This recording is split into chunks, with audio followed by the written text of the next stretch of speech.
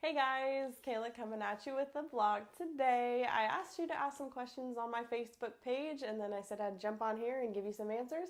So that's what I'm here doing today. I asked any beginner questions to drop them in the comments. So if you didn't see that post or you're not following my Facebook page, make sure you jump on over to Kayla Mattox Photography on Facebook, like it, and in the future you can also be a part of our vlogs and asking questions too. Alright, so I'm just going to jump right into the questions. Misha Corelli, I hope I said that correctly, asked, what is the best first DSLR to get and where can I go for a workshop or class to learn about it in Yuma? Great question, Nisha. Okay, so what I started out with was a Canon Rebel SL1. That was my camera and I used that for probably about a year or a year and a half and it was amazing. It was a great starter camera.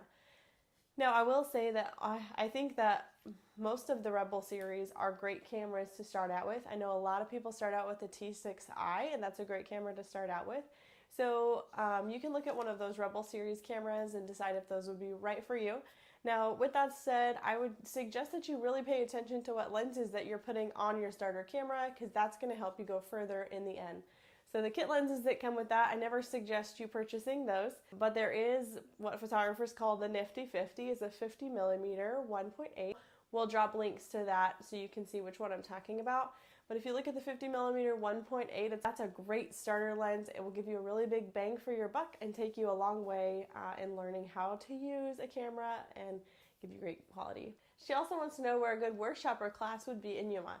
And as far as I know, there's not a lot of options in Yuma. From time to time, some good photographers in Yuma will host workshops or classes. I think if you make sure you're following their pages, you might be able to see that. However, I'm not sure that there's a lot of options for you. However, everything that you could need is online. So everything that I learned, I actually didn't go in person. I learned online by watching YouTube tutorials. I took classes. Meg Bitton is a big photographer that has a lot of really great classes. They're not even very expensive and you can download them to your computer and learn new editing tricks, shooting techniques, all of those things. So she's a great resource and there's tons of other resources online. What I suggest is just really diving in, starting with YouTube, and then from there you should be able to build from that and find other places that offer great things. Next question is from Amanda Fandino. She wants to know, what editing program do I use? Great question.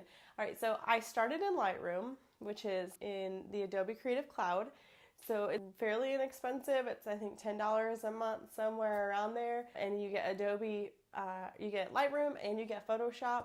I started completely in Lightroom and now I use both Lightroom and Photoshop.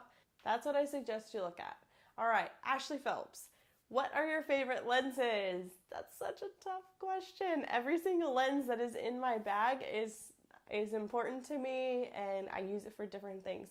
So the thing about lenses is that depending on what situation I'm in as far as lighting, what I'm taking a picture of, all of that would definitely depend on what I use. However, I will say that starting out and even now, I started with the Canon 24-70 L series lens. I love this lens. It's an amazing workhorse and it's very versatile for so many different things. So I would say that one of my biggest lenses that I use is that lens. However, I did just add the 50 millimeter by Sigma, their art series. And I bought this because I went to San Francisco to see James Young and he had this in his bag and I stole it the whole time because I loved it. So as soon as I got back, I ordered one of these. So this is also a really great lens. And then I also have a macro lens for ring shots. And then I also do have my 70-200, which I use a lot for sessions and weddings. So those are the lenses that I currently have, and those are some of the ones that I use quite a bit. If you'd like to know more information about our lenses, we're actually getting ready to film another YouTube tutorial all about our lenses and what we use them for. So make sure you like and subscribe to our channel, and we will get that video out to you soon. All right, next question. Vanessa Max asked, what are the best ways that you've promoted your business? Fantastic question, Vanessa. And I know that Vanessa actually isn't a photographer. She does like cookies and things like that. I think she has a cookie business. So this question is great for anybody, whether you're a photographer or just a business owner. Here's some of the ways that I've done, which if I could make a whole YouTube tutorial, which you probably will, all about ways to promote your business. But here are some great ways that I could give you in this video. First of all, Facebook. If you haven't paid attention to Facebook ads as a business, you should. There's tons of YouTube tutorials and information all about how to successfully make a Facebook ad and promote it. And that's something that I did when I moved to Yuma that actually helped quite a bit. Word of mouth is another one. And I know that that sounds so cliche and everybody would say that, but seriously, having great business practices, creating happy customers creates the best type of advertising that you could ask for, which is positive word of mouth.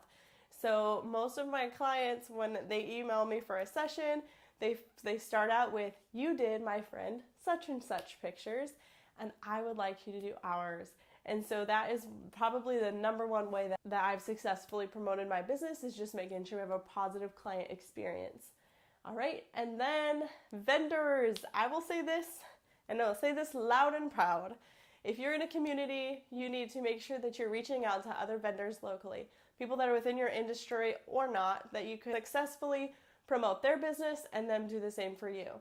So I do things like make sure I drop business cards off at local businesses Now, I will say, if you just walk into a business and hand them your business cards and say, "Will you promote me?" that's probably not going to go very far.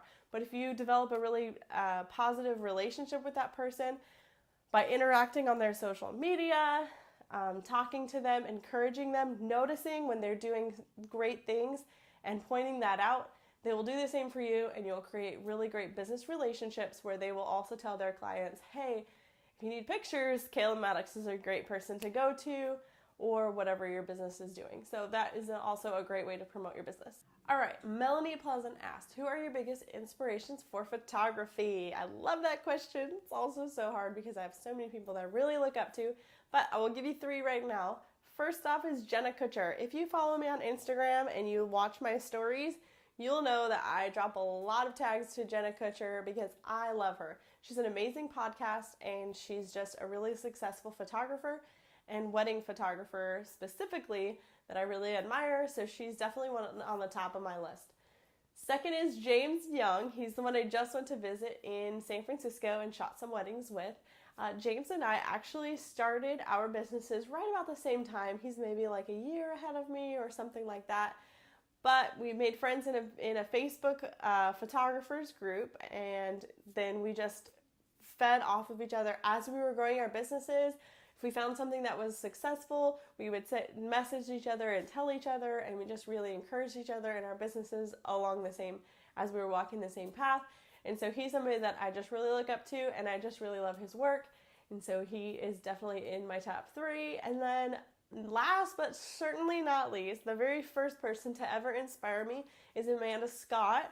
And her page is called Amanda Scott Photography. If you don't follow her, you should. She's amazing. She's actually in Oklahoma City, and she took our family pictures when Kent was just 1. And I started following her right as she was starting to become a photographer, and I was just so blown away by her work and just seeing somebody like me doing what she was doing. And I had always wanted to be a photographer, but I had never just jumped in. And when I saw her doing it, I said, if she can do it, I can do it. And so along the way, I had messaged her and talked to her and asked her questions, and she's just always been so friendly and sweet to me. And so she's just somebody that was really one of my biggest inspirations right out of the get-go, that I never want to forget and never want to lose sight of the fact that she was so instrumental in inspiring me to do what I do today. All right, next question, and this is our last question from Brooke. She wants to know, what is your favorite part about being a photographer? That is a fantastic question, one that I could talk about all day.